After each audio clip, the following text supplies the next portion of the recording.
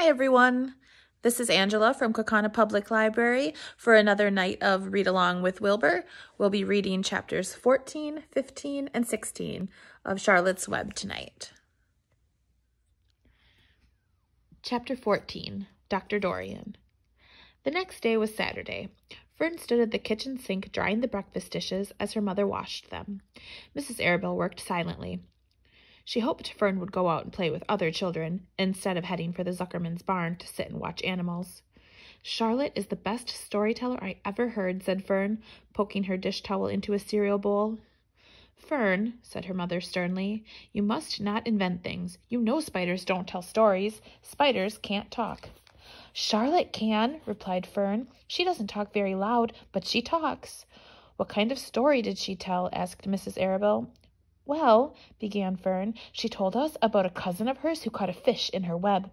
Don't you think that's fascinating?" "Fern, dear, how could a fish get in a spider's web?" said Mrs. Arabelle. "You know it couldn't happen. You're making this up." "Oh, it happened all right," replied Fern. "Charlotte never fibs. This cousin of hers built a web across a stream. One day she was hanging around on the web, and a tiny fish leaped into the air and got tangled in the web. The fish was caught by one fin, Mother. Its tail was wildly thrashing and shining in the sun. Can't you just see the web, sagging dangerously under the weight of the fish?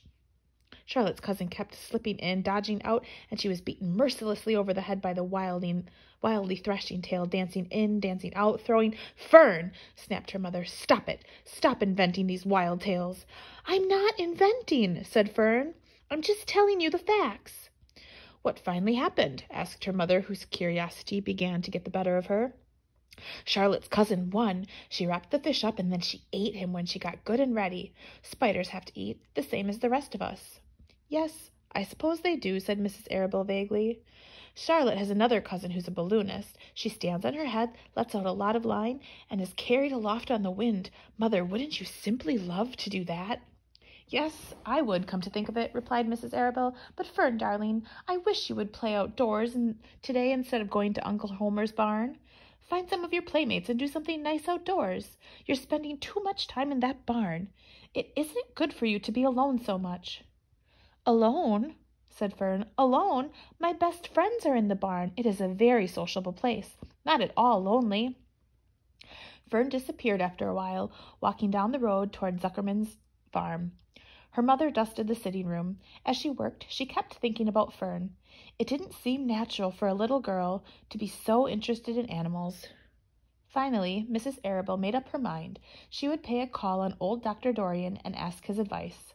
She got in the car and drove to his office in the village. Dr. Dorian had a thick beard. He was glad to see Mrs. Arabelle and gave her a comfortable chair. "It's about Fern," she explained. "Fern spends entirely too much time in the Zuckerman's barn. It doesn't seem normal. She sits on a milk stool in a corner of the barn cellar, near the pig pen, and watches animals. Hour after hour, she just sits and listens." Dr. Dorian leaned back and closed his eyes. "How enchanting," he said. "It must be real nice and quiet down there. Homer has some sheep, hasn't he?" "Yes," said Mrs. Arabelle, "but it all started with that pig. We let Fern raise on a bottle. She calls him Wilbur. Homer bought the pig, and ever since it left our place, Fern has been going to her uncle to be near it." "I've been hearing things about that pig," said Dr. Dorian, opening his eyes. "They say it's quite a pig." "Have you heard about the words that appeared in the spider's web?" asked Mrs. Arabelle nervously. "Yes," replied the doctor. "Well, do you understand it?" asked Mrs. Arabelle. "Understand what?" "Do you understand how there could be any writing in a spider's web?" "Oh, no," said Dr. Dorian. "I don't understand it, but for that matter, I don't understand how a spider learned to spin a web in the first place. When the words appeared, everyone said there was a miracle, but nobody pointed out that the web itself is a miracle." "What's miraculous about a spider's web?" said Mrs. Arabelle. "I don't see why you say a web is a miracle. It's just a web." "Ever try to spin one?" asked Dr. Dorian. Mrs. Arabelle shifted uneasily in her chair. "No," she replied, "but I can crochet a doily, and I can knit a sock." "Sure," said Dr. Dorian, "but somebody taught you, didn't they?"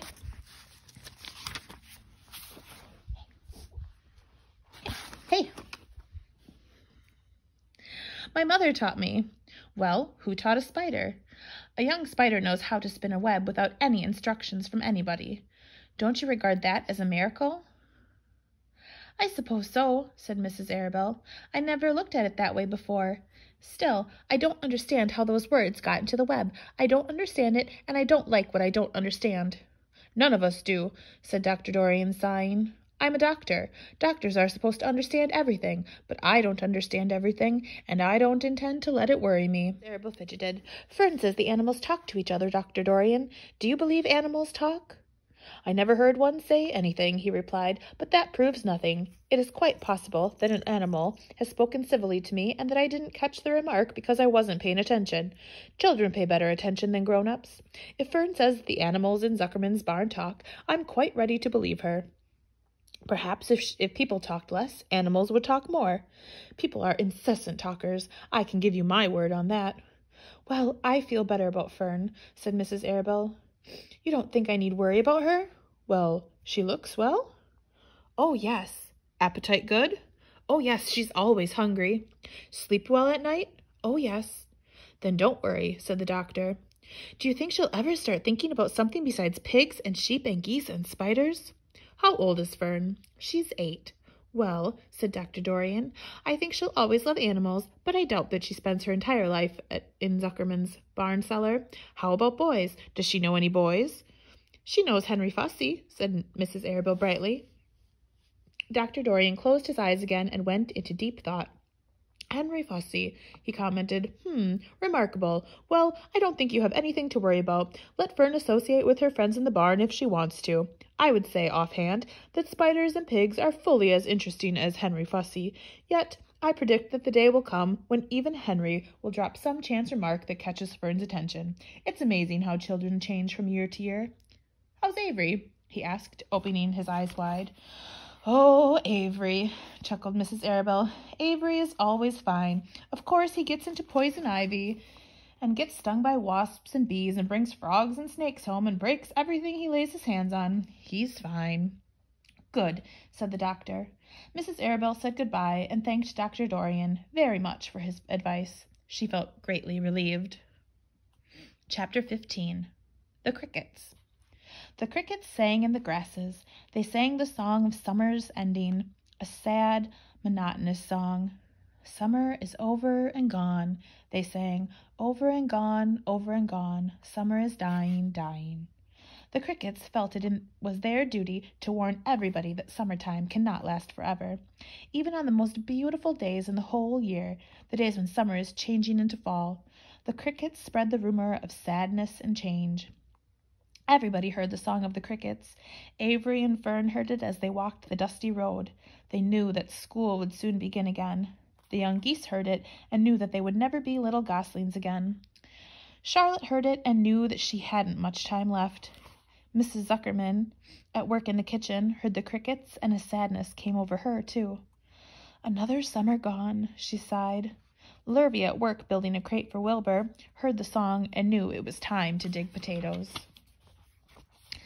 Summer is over and gone, repeated the crickets. How many nights till frost, sang the crickets. Goodbye, summer, goodbye, goodbye. The sheep heard the crickets, and they felt so uneasy they broke a hole in the pasture fence and wandered up into the field across the road. The gander discovered the hole and led his families through, and they walked to the orchard and ate the apples that were lying on the ground. A little maple tree in the swamp heard the cricket song and turned bright red with anxiety. Wilbur was now the center of attention on the farm. Good food and regular hours were showing results.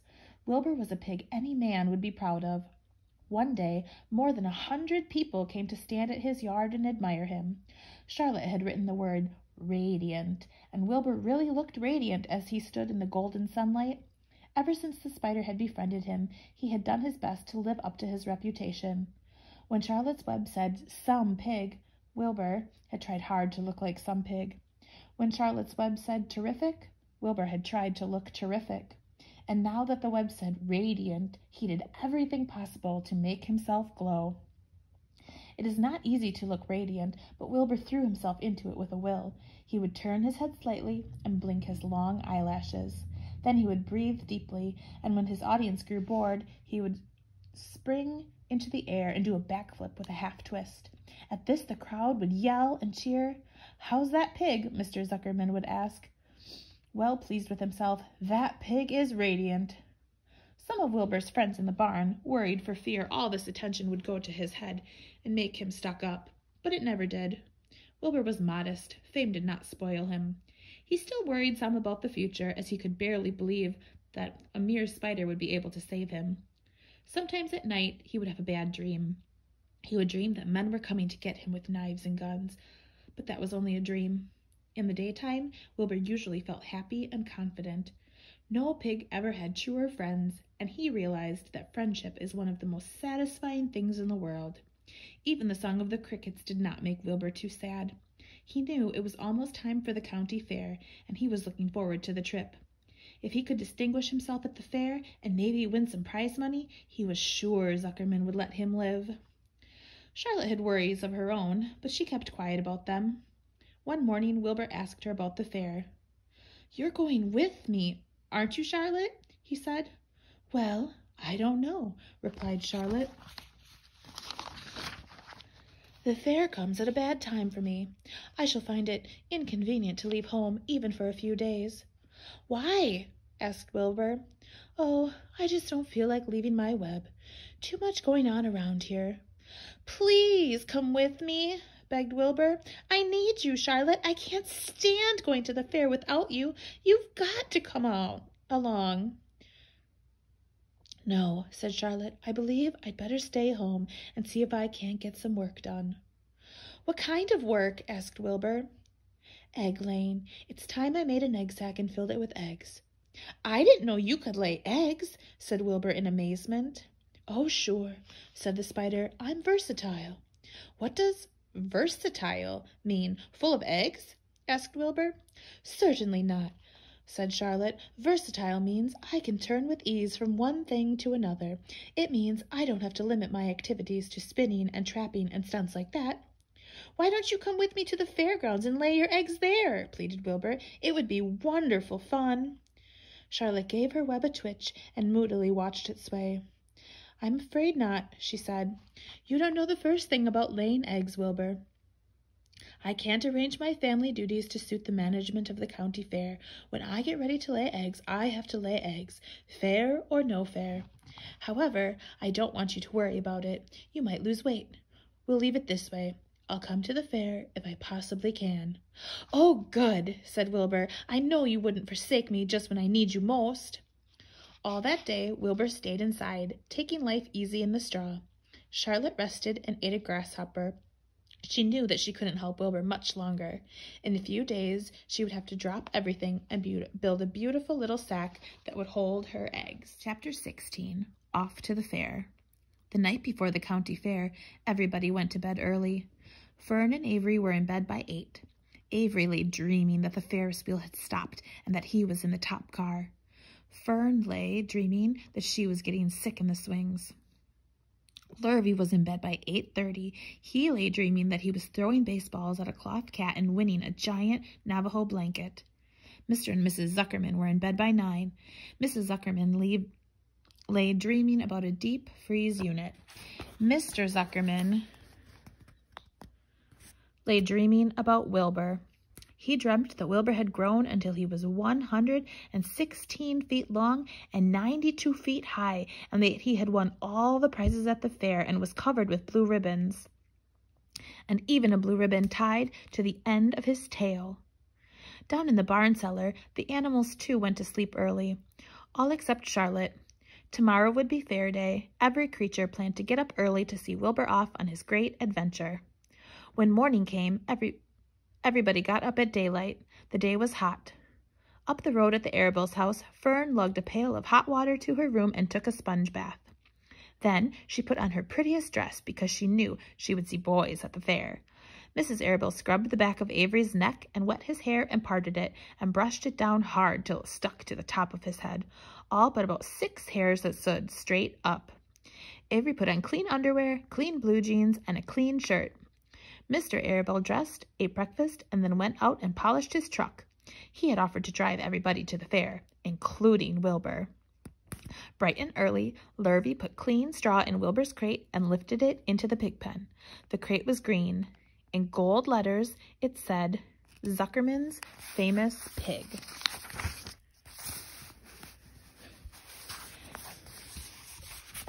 Charlotte had her web looking fine for the occasion. Wilbur ate his breakfast slowly. He tried to look radiant without getting food in his ears. In the kitchen, Mrs. Zuckerman suddenly made an announcement. "Homer," she said to her husband, "I'm going to give that pig a buttermilk bath." "A what?" said Mr. Zuckerman. "A buttermilk bath. My grandmother used to bathe her pigs in buttermilk when it got dirty. I just remembered." "Wilbur's not dirty," said Mr. Zuckerman proudly. "He's filthy behind his ears," said Mrs. Zuckerman. "Every time Lurvy slaps him, the food runs down around his ears. Then it dries and forms a crust. He also has a smudge on one side where he lays in the manure." "He lays in clean straw," corrected Mr. Zuckerman. "Well, he's dirty, and he's going to have a bath." Mr. Zuckerman sat down weakly and ate a donut. His wife went to the work shed. When she returned, she wore rubber boots and a raincoat, and she carried a bucket of buttermilk and a small wooden paddle. "Edith, you're crazy," mumbled Zuckerman. But she paid no attention to him. Together, they walked to the pig pen. Mrs. Zuckerman wasted no time. She climbed in with Wilbur and went to work. Dipping the paddle in the buttermilk, she rubbed him all over. The geese gathered around to see the fun, and so did the sheep and lambs. Even Templeton poked his head out cautiously to watch Wilbur get a buttermilk bath. Charlotte got so interested, she lowered herself on a dragline so she could see better. Wilbur stood still and closed his eyes. He could feel the buttermilk trickling down his sides. He opened his mouth and some buttermilk ran in. It was delicious. He felt radiant and happy. When Mrs. Zuckerman got through and rubbed him dry, he was the cleanest, prettiest pig you ever saw.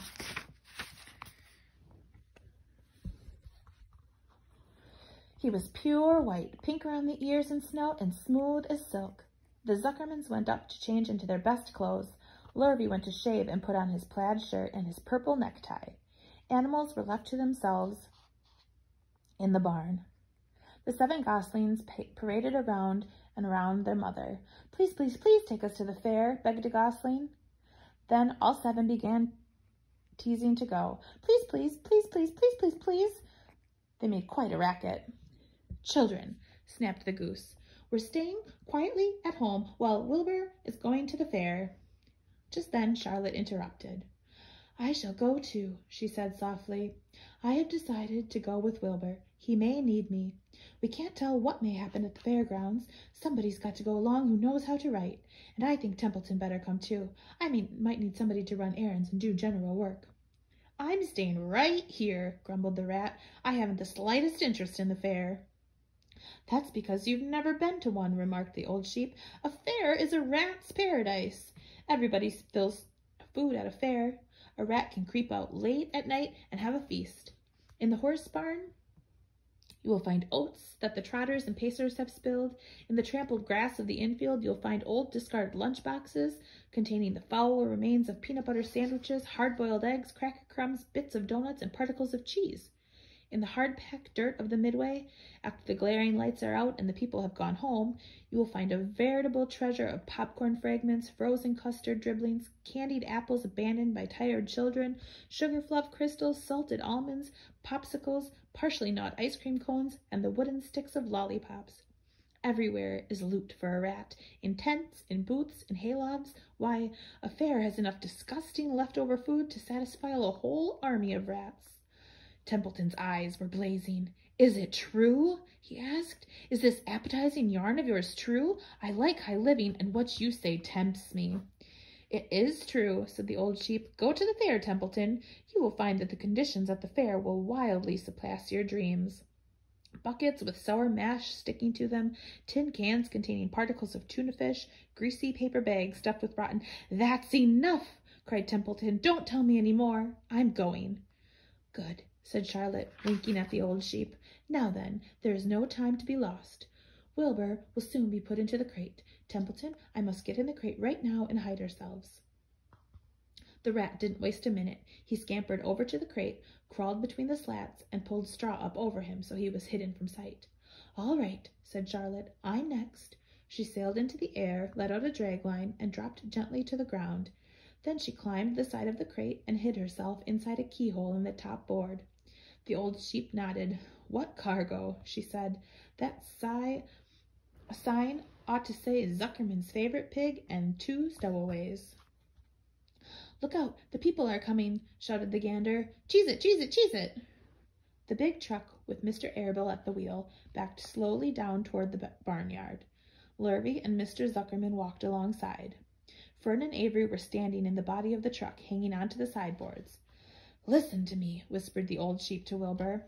"When they open the crate and try to put you in, struggle. Don't go without a tussle. Pigs always resist when they are being loaded." "If I struggle, I'll get dirty," said Wilbur.